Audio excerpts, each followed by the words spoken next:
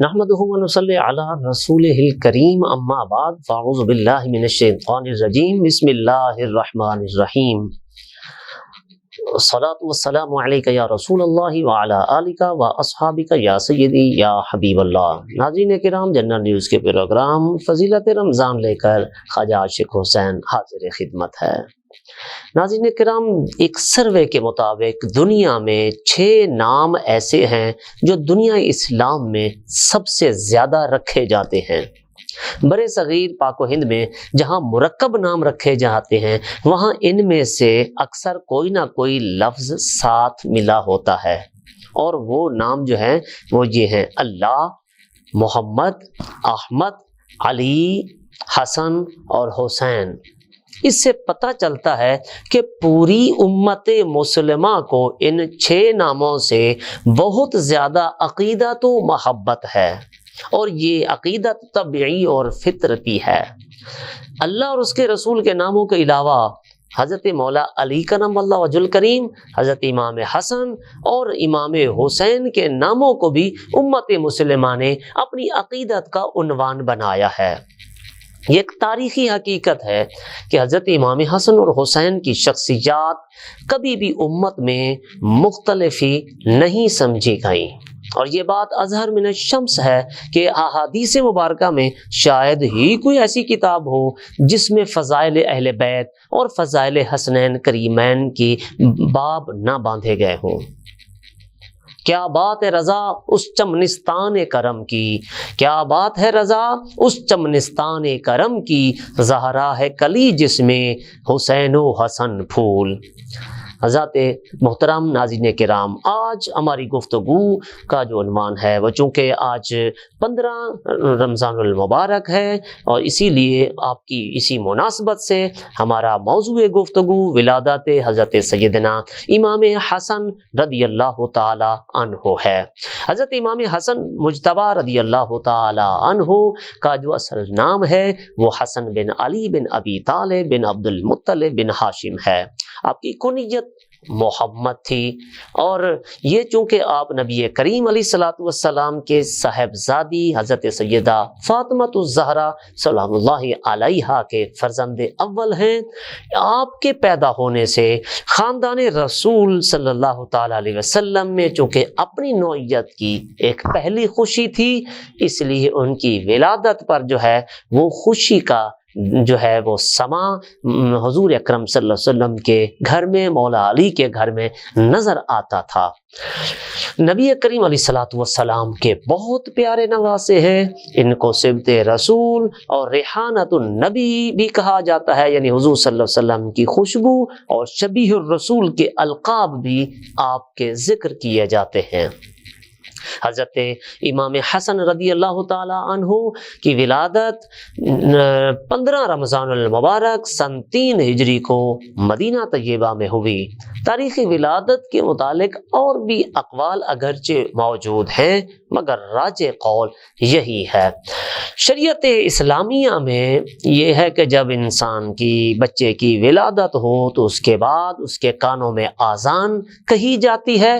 چنانچہ حضرت امام حسن رضی اللہ تعالی عنہ کی جب ولادت ہوئی تو نبی کریم علیہ الصلوۃ والسلام خود تشریف لائے، اور حضرت امام حسن کے کانوں میں آذان بھی کہی، اور حضرت امام حسن کی جب ولادت ہوئی تو نبی کریم علیہ الصلوۃ والسلام خود تشریف لائے۔ روایت میں ہے کہ فَحَنَكَهُ رسول اللہ صلی اللہ علیہ وسلم بریقات، کہ نبی اکرم صلی اللہ علیہ وسلم نے اپنے لعاب دہن مبارک سے حضرت امام حسن رضی اللہ تعالیٰ عنہ کو گھٹی ڈالی تھی۔ یعنی یہ تحنیک ہے، بچوں کو ہم گھٹی ڈالتے ہیں، یہ پیارے مصطفیٰ علیہ السلام کی سنت مبارکہ سے ثابت ہے۔ حضرت امام حسن رضی اللہ تعالی عنہ اور حضرت امام حسین دونوں کی ہی بڑی شان ہے۔ احادیث مبارکہ میں ان کی بڑی جو ہے وہ تذکرے ملتے ہیں۔ حضرت مولا علی کرم اللہ وجہ الکریم ارشاد فرماتے ہیں کہ جب میرے بیٹے حضرت امام حسن پیدا ہوئے تو میں نے ان کا نام حرب تجویز کیا۔ حرب کے معنی ہوتے ہیں جنگ کے۔ نبی کریم علیہ الصلوۃ والسلام تشریف لائے، آپ نے فرمایا میرا فرزند مجھے دکھاؤ، تم نے اس کا نام کیا رکھا ہے؟ میں نے کہا حرب، تو آپ نے فرمایا کہ یہ حرب نہیں، یہ تو حسن ہے۔ حسن کے معنی ہوتے ہیں بہت زیادہ خوبصورت۔ اور جب امام حسین رضی اللہ تعالیٰ عنہ پیدا ہوئے تو فرماتے ہیں کہ نبی کریم علیہ الصلوۃ والسلام نے تو فرماتے میں نے ان کا نام پھر حرب رکھا، لیکن حضور نے فرمایا کہ یہ اب حسین ہے۔ فرماتے جب تیسرے فرزند پیدا ہوئے میں نے ان کا نام حرب رکھا تو نبی اقدس صلی اللہ علیہ وسلم نے فرمایا کہ ان کا نام محسن ہے۔ اللہ اکبر۔ پھر نبی کریم علیہ الصلوۃ والسلام نے فرمایا کہ میں نے اپنے فرزندوں کے نام دیگر انبیاء کرام کے نام یعنی ہارون علیہ السلام کی اولاد کے ناموں کے موافق رکھے ہیں۔ حضرت ہارون علیہ السلام کی اولاد کے نام شبر، شبیر اور مشبر تھے۔ اسی طرح اب حضرت امام حسن حسین کو بھی شبیر و شبر کہا جاتا ہے۔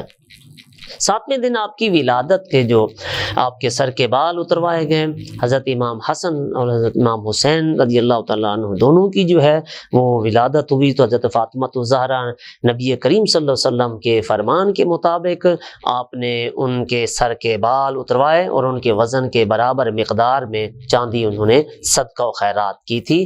یہ بھی آپ کی سنتوں سے ثابت ہوتا ہے۔ حضرت امام حسن رضی اللہ تعالیٰ عنہ کی ولادت کے 7ویں روز جو ہے وہ عقیقہ کیا گیا، جو کہ ہماری شریعت مطہرہ میں مسنون ہے۔ حدیث مبارکہ میں یہ روایت ملتی ہے کہ نبی کریم علیہ الصلوۃ والسلام نے 7ویں دن بطور عقیقہ 2 بکریاں جو ہیں وہ ذبح کی، اور آپ نے حکم یہ بھی فرمایا کہ ان کے سروں کے بال اتروائے جائیں اور ان کے سروں پر خوشبو ملی جائے۔ زمانہ جاہلیت میں لوگ جو ہے وہ کسی جانور کو ذبح کرتے تو روئی کے ساتھ اس عقیقے کا جانور کا خون لے کر اس نومولود کے سر پر لگاتے تھے، مگر حضرت امام حسن حسین رضی اللہ تعالیٰ عنہ کی ولادت کے موقع پر نبی کریم علیہ السلام نے ایسا نہیں فرمایا، بلکہ فرمایا کہ خون کی بجائے مرکب خوشبو لے کر ان کے سروں پر لگائی جائے۔ حضرات حسنین کریمین دونوں ہوں تو بڑی ہی شان اور عظمت والے ہیں۔ یہ حضرات جب آقا علیہ السلام نماز پڑھنے کے لیے کھڑے ہوتے تھے، نماز میں سجدہ ریز ہوتے تھے، تو بعض دفعہ حضرت حسنین کریمین اپنی طفلانہ حرکات کی صورت میں نبی کریم صلی اللہ علیہ وسلم کی پشت انور پر کئی بار سوار ہو جاتے تھے، اور نبی کریم علیہ الصلوۃ والسلام اپنا سر اقدس اٹھاتے تو ان کو ہٹا دیتے تھے۔ یعنی ان جو معصوم ہیں ان دونوں کے ناز برداری جو ہے وہ آقا علیہ الصلوۃ والسلام کیا کرتے تھے۔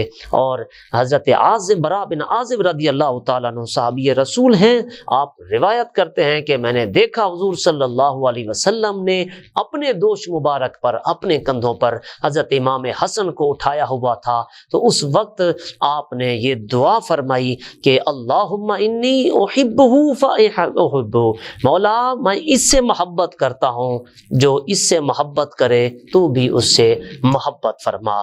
یہ حضور علیہ الصلوۃ والسلام کی یعنی محبت حاصل کرنے کا ایک بہترین طریقہ یہ ہے، بلکہ جنت میں جانے کا شارٹ کٹ وے یہی ہے کہ جو رسول اللہ کے پیارے ہیں ہم بھی ان سے پیار کریں۔ جب ہم ان پیاروں سے پیار کریں گے تو مصطفیٰ کے پیارے ہو جائیں گے، جب مصطفیٰ کے پیارے ہو جائیں گے تو پھر رب کے پیارے ہو جائیں گے، جب رب کے پیارے ہو جائیں گے تو پھر نتیجے میں اللہ رب العالمین جنت عطا فرما دے گا۔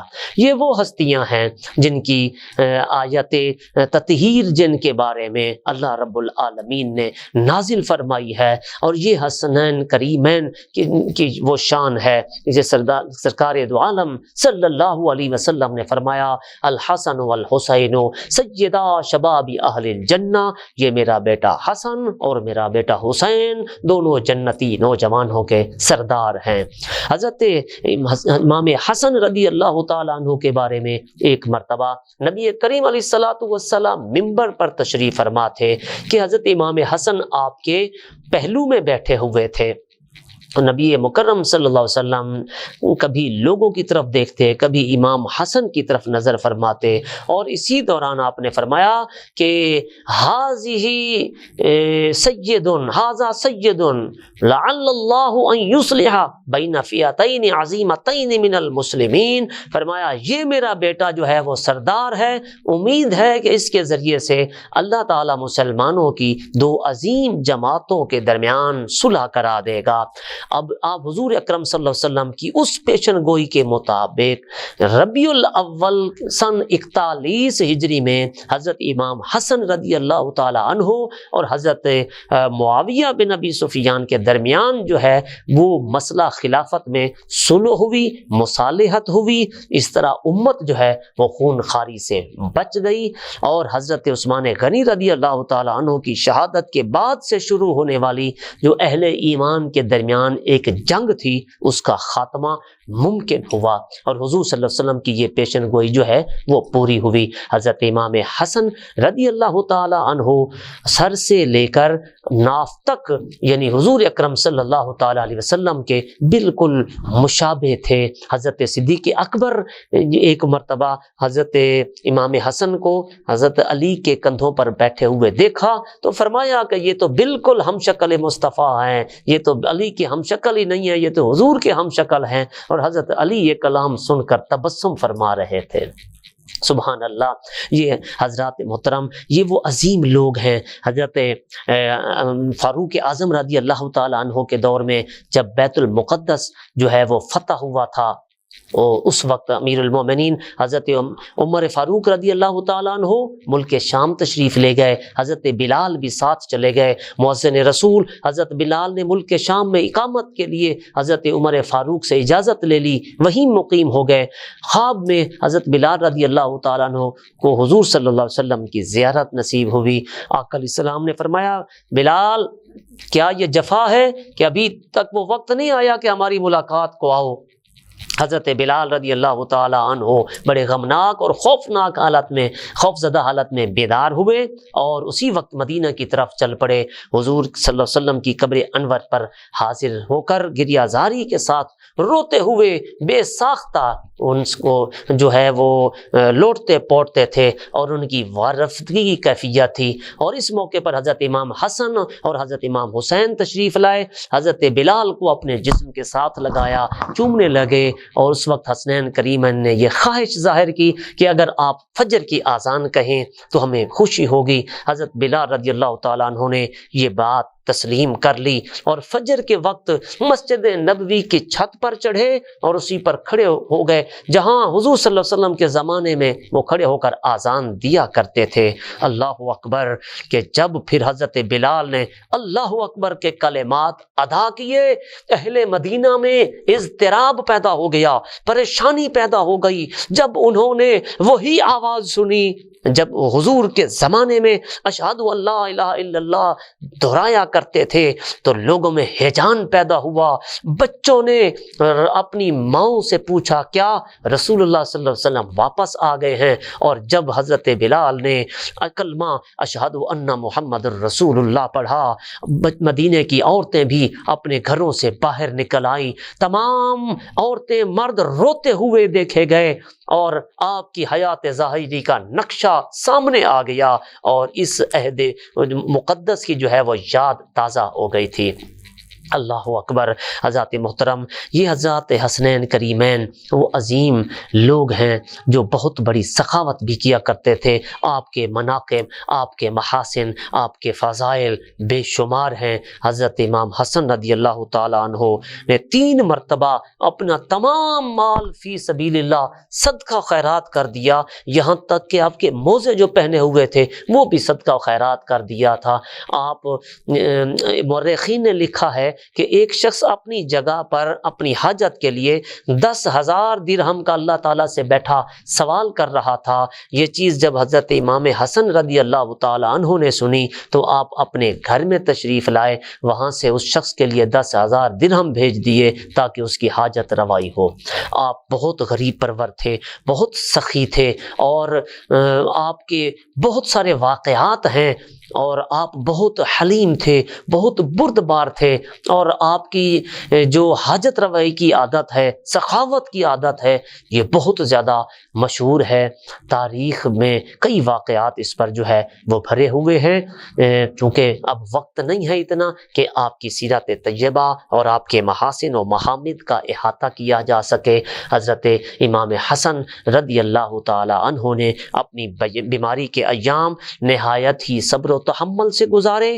ربیع الاول سن 49 ہجری میں آپ رضی اللہ تعالی عنہ کا انتقال ہوا۔ اس وقت کے امیر مدینہ طیبہ کے حضرت سعید بن العاص اموی رضی اللہ تعالی عنہ تھے۔ ان کو جناب حسین رضی اللہ تعالی عنہ نے ارشاد فرمایا کہ آپ جنازہ پڑھائیں، اور ساتھ ہی قاعدہ شرعی بیان فرمایا، یعنی اسلام میں سنت یہی ہے کہ امیر وقت نماز جنازہ پڑھانے کا زیادہ حقدار ہے۔ اگر یہ سنت نہ ہوتی تو میں آپ کو جنازہ کے لیے مقدم نہ کرتا۔